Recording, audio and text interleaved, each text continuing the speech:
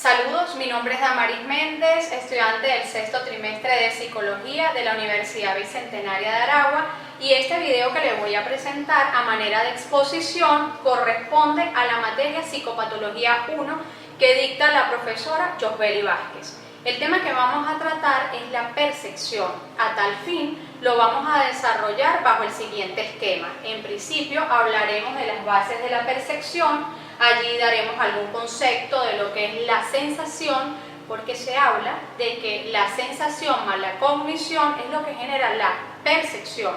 Asimismo, incluiremos en este punto las leyes de la Gestalt, que son las leyes de la percepción. Y hablaremos esto de manera muy breve. Asimismo, hablaremos de los requisitos de la percepción para tener una percepción normal. Eso nos va a permitir que cuando hablemos de las alteraciones de la percepción, pues podamos tener un mayor conocimiento, digamos, de todo este tema, de este hecho, y unas bases bien formadas para así poder hablar de las alteraciones de la percepción. Las alteraciones de la percepción están divididas en dos grandes grupos: las distorsiones perceptivas y los engaños perceptivos. Digamos que esto va a ser lo central, lo medular de nuestra presentación. Al final de la presentación también les dejaré todas las referencias bibliográficas que usé en la elaboración de este material. Pero antes de abordar todo este esquema, me gustaría poder aclarar un punto que para mí fue sumamente importante, y es que la mente humana es una entidad única, así como lo es el cuerpo humano. Sin embargo, a la mente se le ha dividido en procesos o funciones mentales, donde están la conciencia, la atención, la memoria, la percepción.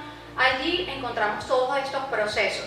Pero ¿para qué se le ha dividido a la mente de esta forma? Es para poder hacer un examen ordenado, y porque algunas alteraciones de estos procesos van a ser más características de algunas enfermedades mentales.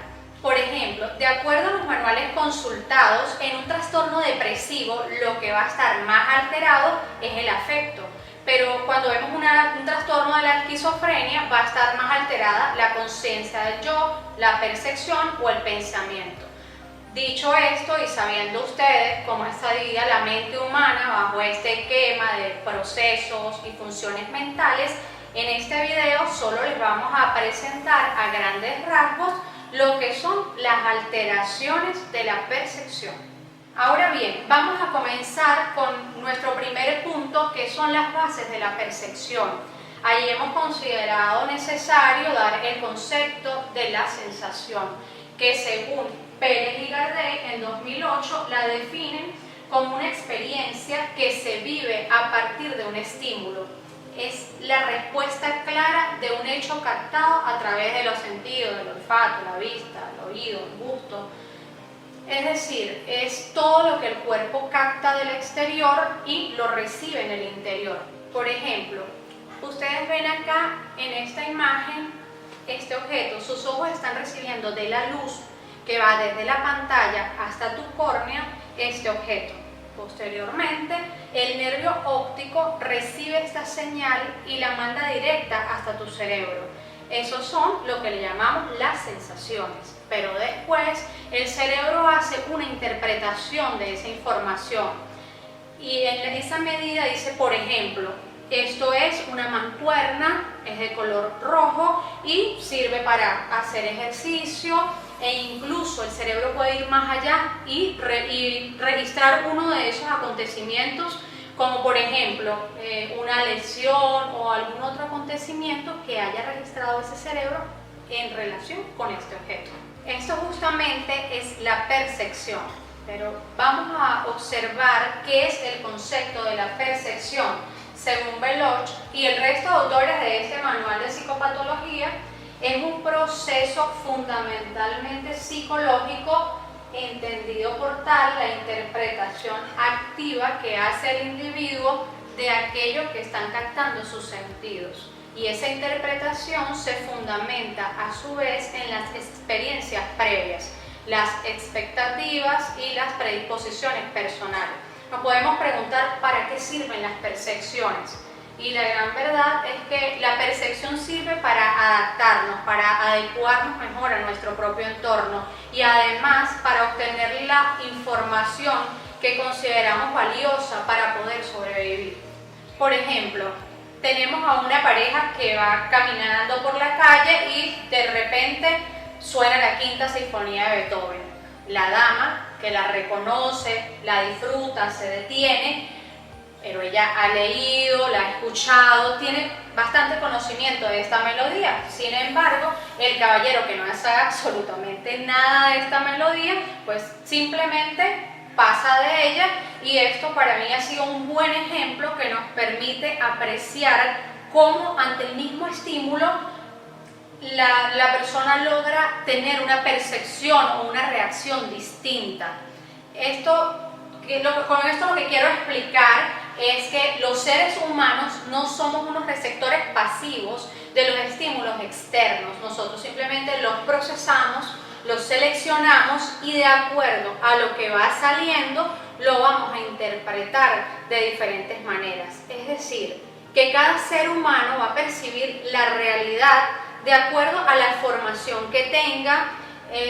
Quisiera explicarles esto, que un mismo hecho puede ser interpretado o percibido de forma diferente. Y esto va a ocurrir debido porque tenemos ideas, prejuicios, a la formación. Es como esa gran variabilidad que tenemos, y es lo que hace la variabilidad de la percepción. Y eso es justamente lo que la hace un tema tan complejo, pero a su vez encantador y de gran interés conocer. Bien, para continuar sentando las bases de lo que es la percepción y tener una buena conceptualización, tenemos necesariamente que hacer referencia de una forma muy breve de lo que son las leyes básicas de la percepción o las leyes de la Gestalt.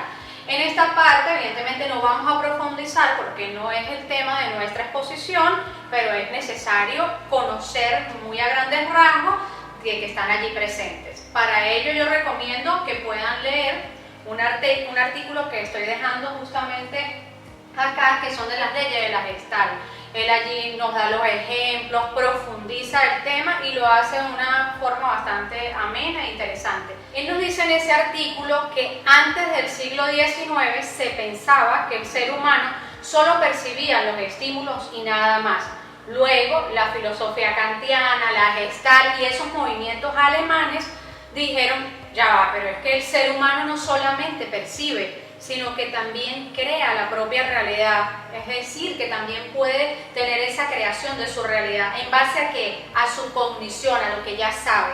Entonces, cuando aparece ya esta conceptualización de la percepción, comienzan a aparecer algunas leyes. ¿Qué nos dicen estas leyes? ¿Cómo se van a percibir los objetos en la realidad? Por ejemplo, aquí tenemos la ley de proximidad, la ley de cierre y la ley de semejanza. En la ley de cierre, en este caso, nosotros tendemos a cerrar o a completar las partes que faltan. Si yo les pregunto a ustedes, ¿qué es esto? Por ejemplo, ustedes automáticamente nos van a decir: esto es un círculo y es un cuadrado. Y la gran verdad es que ni es un círculo ni es un cuadrado. Son unas líneas que son circulares y unas líneas que son rectas. Simplemente están allí, pero son unas líneas. Pero nuestra imaginación pues tiende a cerrar estas partes y decimos: son círculos o son cuadrados. Porque es importante saber muy bien este tema de las leyes de la Gestalt.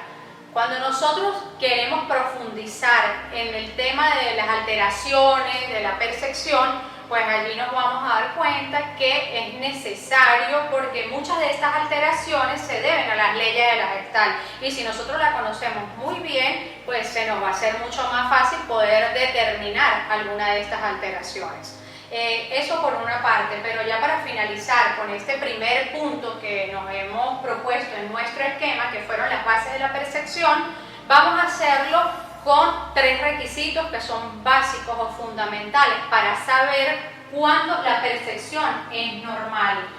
Es decir, el número 1 de estos requisitos es poder diferenciarme a mí mismo en oposición al objeto. ¿Qué quiere decir esto?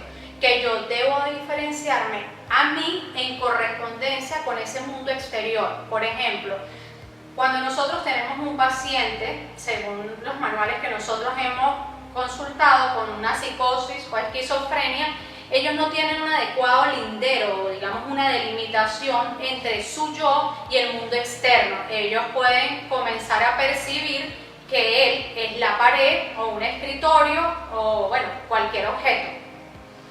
Ese es el primer punto. ¿Okay? En el segundo punto existe una relación entre el sujeto y el objeto.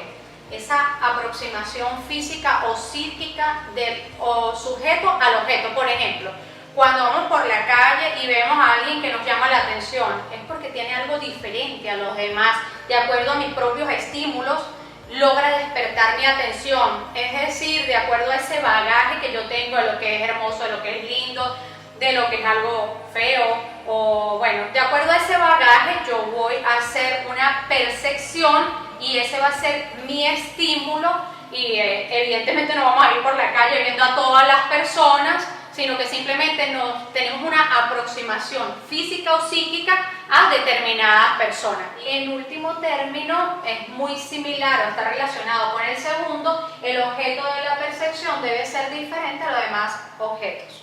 Dicho esto, pues ya hemos concluido con esta parte de las bases de la percepción normal y vamos a pasar a lo que es nuestro tema medular de esta exposición, que son las alteraciones de la percepción.